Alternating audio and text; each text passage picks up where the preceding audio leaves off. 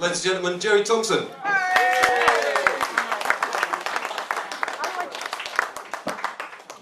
Thank you very much, Tony.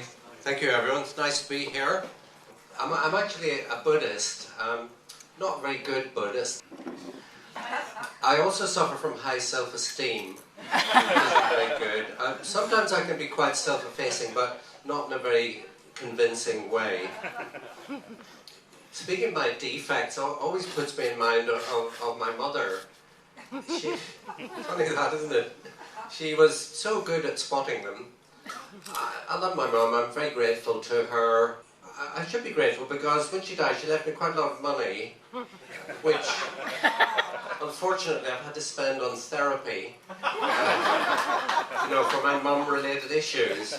But still, so I've done quite a lot of healing.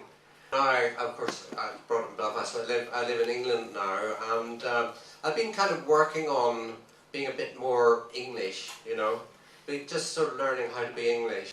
But what I'm really interested in studying and kind of working at is that a peculiarly English way of dealing with emotion.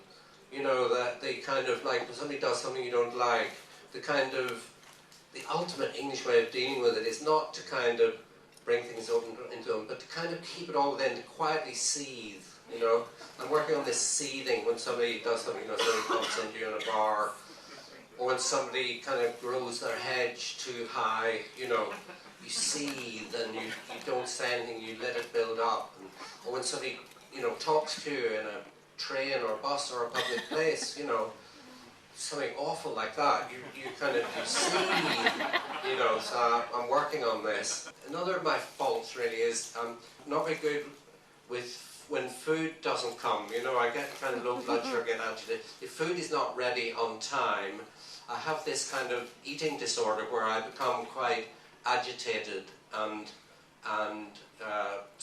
sometimes homicidal, really, because it's so intolerant, And the worst is when I get invited out to dinner.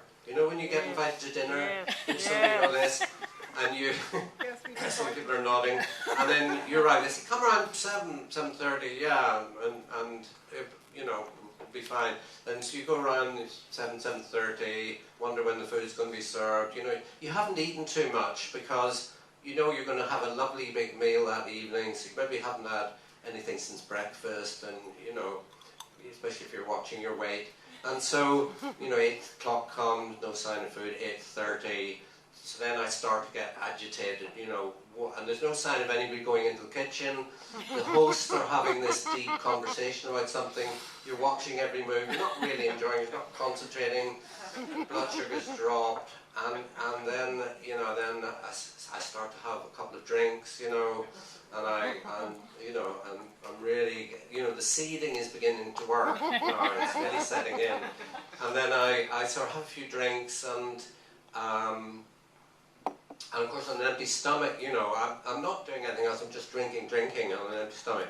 And so, by about 9:30, 10 o'clock, in the stillness time food, I start to say things that, that a Buddhist might regret, not just like, where is the food? You invited me for dinner, where is the food?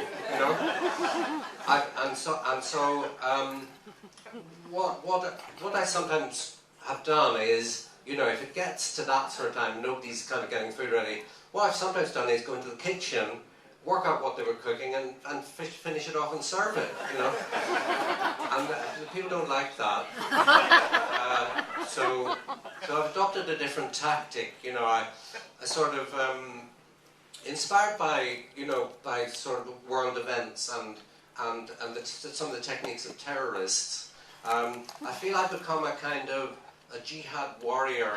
I'm a food warrior, homing in. I'm going to do whatever it takes to get this food served on time.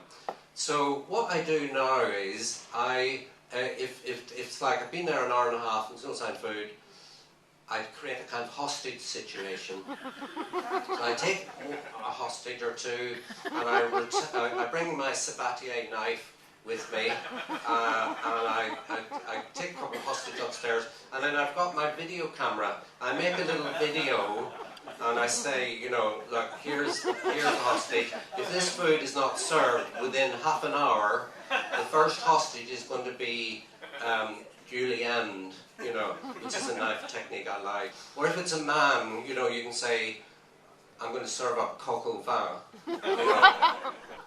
Maybe it's a bit harsh, I don't know, but I'm not getting so many invites to dinner these days. Anyway, I've enjoyed speaking to you. We should get together more often. Enjoy the rest of the show. I'm Gerry Thompson. Thank you very much.